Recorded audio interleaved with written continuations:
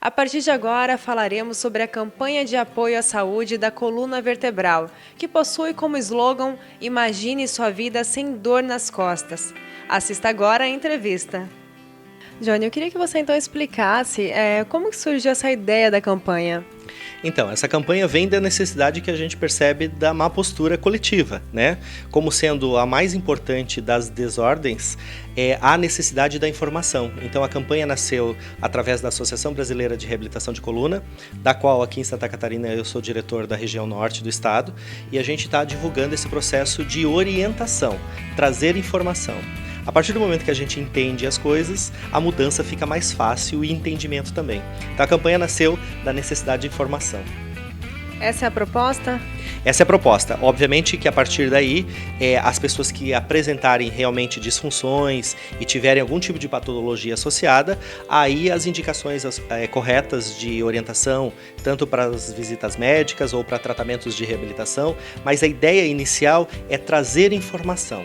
A partir do momento que as pessoas têm um esclarecimento melhor sobre as coisas, os cuidados se tornam mais visíveis e mais fáceis e mais compreendidos, e aí a redução natural de algumas doenças que viriam pelo desconhecimento.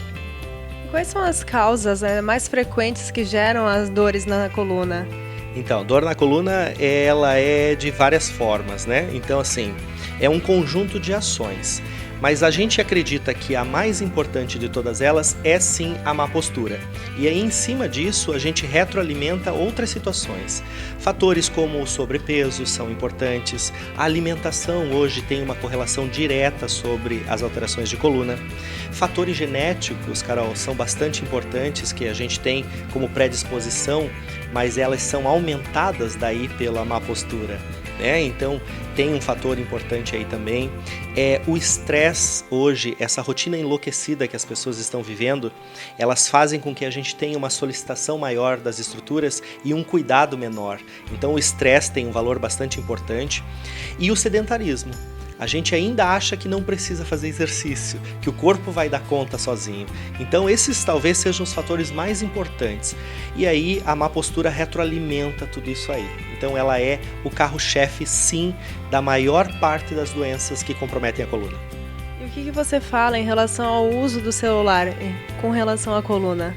Então, já existem alguns estudos, inclusive no Brasil, mas estudos internacionais, inclusive no Brasil, que já estão mostrando que nós já estamos tendo alterações mecânicas de estrutura que vão estar no DNA, ou seja, as gerações que estão nascendo já terão alterações posturais em função dos smartphones. Veja bem, quando a gente anda, nós obrigatoriamente deveríamos estar fazendo os movimentos dos braços, o olhar numa linha horizontal para a gente ter uma percepção do campo espacial e equilíbrio e coordenação associadas para usar o corpo de forma correta. A partir do momento que a gente está baixando a cabeça agora por causa dos celulares e fazendo isso até na rua, a gente está perdendo a possibilidade de andar de forma correta e essa pressão ao baixar a cabeça, ela aumenta em torno de 20 a 30 quilos de carga em cima da cervical desnecessariamente, repetida por várias horas ao dia. Isto na somatória de um longo tempo, ou às vezes num espaço menor, pode vir a trazer as doenças mais comuns, que daí são as discopatias. E as hérnias de disco acabam sendo assim as mais expressivas em relação a essas alterações. Então os smartphones, os videogames, os computadores estão sendo realmente um vilão para que a nossa saúde postural fique boa.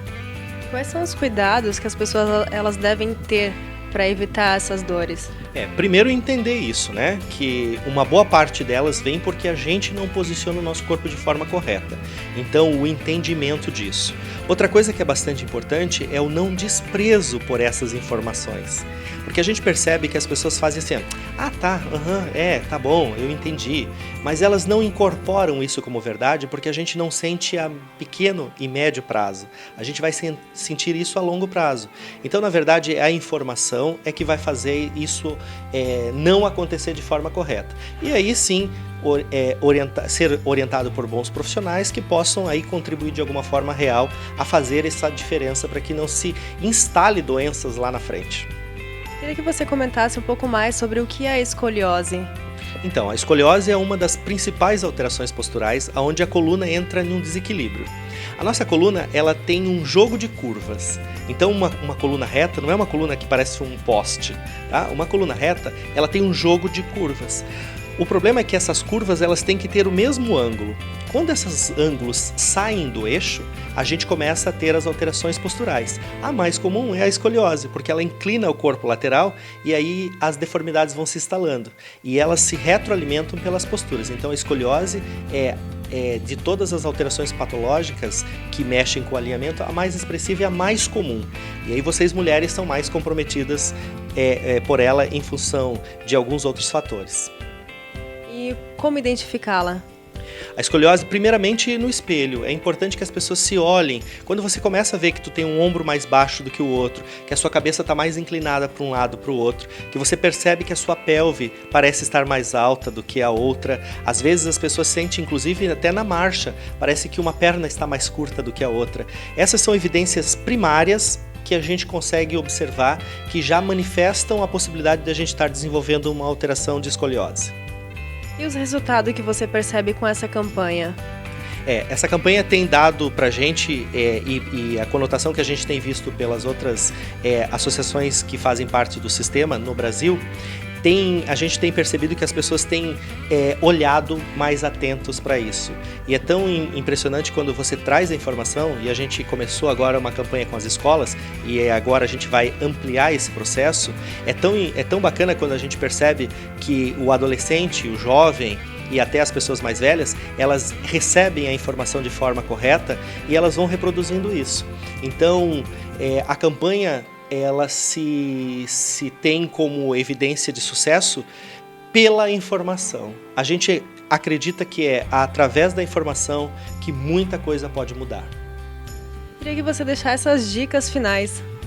Então, dicas finais, isso sempre me perguntam, né? Então, assim, primeiro, cuidar da sua postura. É importante que a gente não desdenhe do processo postural. Então, cuidar da postura. Aquelas sensações de largado que a gente tem quando se joga num sofá, não fazer ao dirigir, ao estudar. Então, não largar-se da postura. Segundo, importante é diminuir o nível de estresse, porque quanto mais acelerado a gente tiver, mais alterações metabólicas a gente vai fazer e o corpo vai pagar por isso. Bons hábitos alimentares é importante, porque o que entra não queima, acumula, então a gente vai alterando o processo.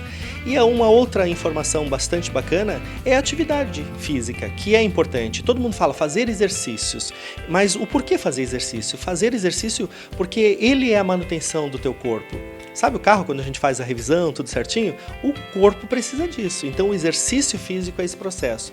Então, resumindo, atividade física, menos estresse, cuidados com a postura, uma boa alimentação e sono. Nós precisamos melhorar a nossa qualidade de sono. Essas possibilidades juntas nos trazem uma postura melhor e uma coluna mais saudável e uma vida melhor.